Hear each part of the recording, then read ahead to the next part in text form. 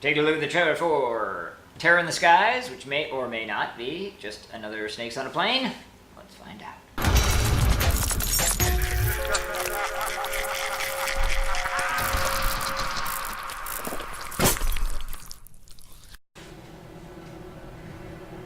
Okay.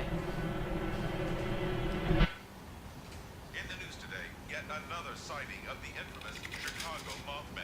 The Tribune is covering this latest, what they're calling class of sightings Quetzalcoatl. of this giant winged demonic thing people are seeing right here in downtown Chicago. It's kind of cool. It's totally Quetzalcoatl. When I'm involved in investigating cryptozoology, I usually try to categorize the branches that I'm going down. There's flying humans, there's big owls, there's big birds, there's pterodactyls, there's all kinds of different reports. I rarely meet people who don't either know someone or have a family member who had some sort of encounter in their life. And I saw the wings come up and take off, and he was standing on the white line on the edge of the road. The wing broke center line of the road. But for example, we have the sightings of the giant birds, the thunderbirds, which people always describe as having feathers. I get a second type of people describing something more quote-unquote prehistoric. I noticed that the wings were really long and they had one bend in the middle. I distinctly saw that.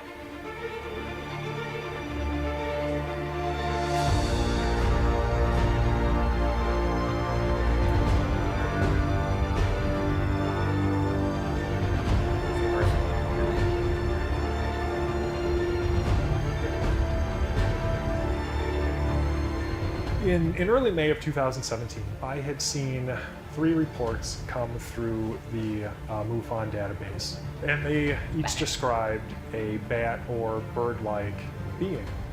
And many saw this as, again, bad luck, an omen, that these creatures would show up, and they were something that you did not want to see them. I think that was pretty cool.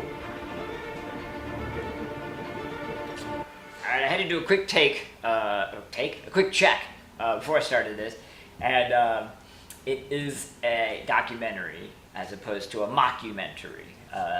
It's actually from the same people who did On the Trail of Bigfoot. As such, you know, they're very, very well done. They tend to go down the, you know, as all documentaries these days, they're not true documentaries.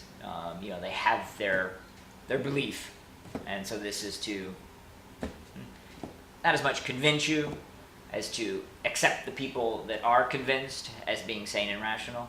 I'm actually not familiar with the winged creatures of Illinois, oddly enough, go figure.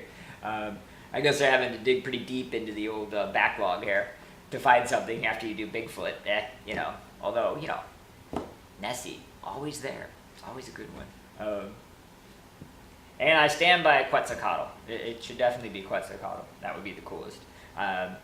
If you know, and the only other thing was that I did actually enjoy, since this is a documentary, there are little digital fakeries of the winged creatures. Obviously, you know, the more demonish looking ones were pretty cool, and you know, you blur them out just enough so that you can't really get, you know, any kind of solid, give them glowing red eyes, you know, all the landmarks.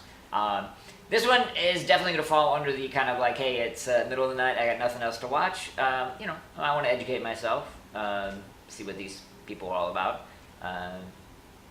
But yeah, primarily probably for the people who are already familiar with the Illinois winged creature mythology.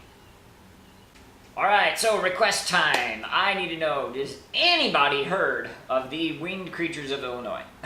I'm totally fascinated by this.